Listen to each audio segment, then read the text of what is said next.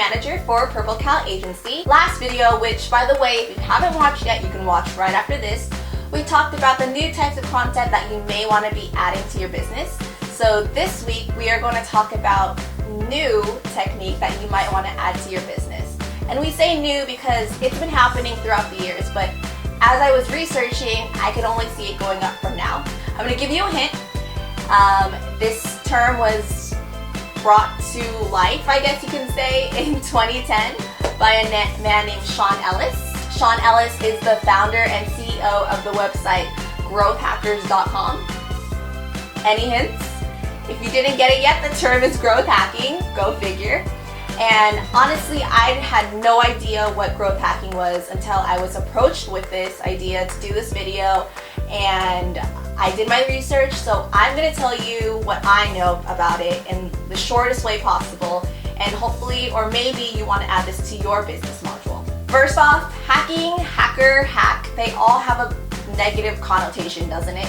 When I first heard of the word hack, I think I was playing Sims, and that was like a job opportunity, and it was, hacking, it sounds bad, it sounds really bad. There are multiple definitions for the word hacker. So when you put that word together with growth, it's basically someone who wants to grow as a business or company in a clever, original, and inventive way. Possibly you may have not heard of growth hackers because they're mostly seen within startups. But as I said earlier in this video, I'm expecting bigger companies to catch on to this technique sooner rather than later. Their main goal is growth, and that's what everyone cares for, right? But the difference between marketers and growth hackers is that growth hackers has tunnel vision.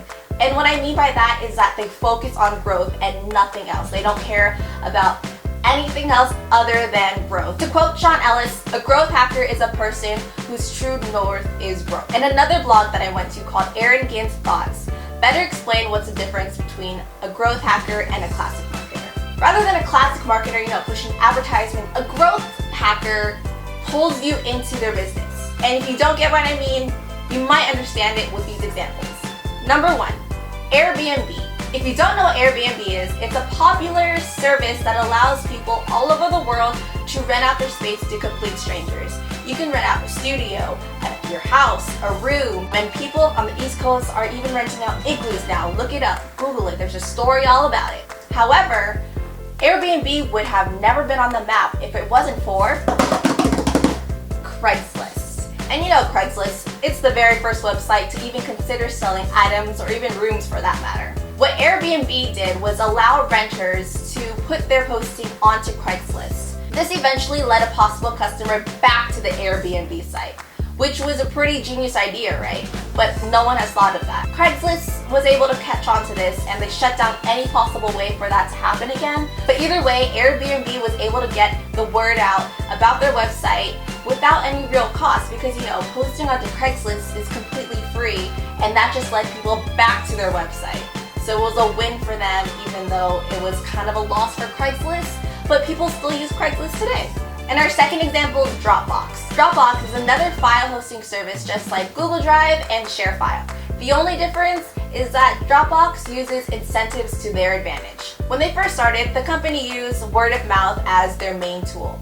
What you have to do is sort of reach out to your friends so that way you can get like 15 gigabytes free of storage, and then your friends could get 15 gigabytes free of storage. It was sort of pushing you to tell your friends, hey, join this so I can get more storage and you'll get storage too, without spending a dime because, it's just referrals on referrals on referrals.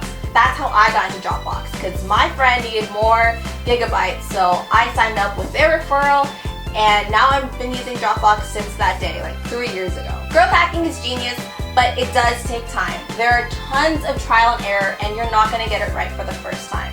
So if your company wants to use growth hacking, that's great, that's awesome, but just remember, you're not going to get it right the first time. You might not even get it right the second time or the fifth time. It takes time, it takes practice. I hope this video helped you with this soon-to-be popular term.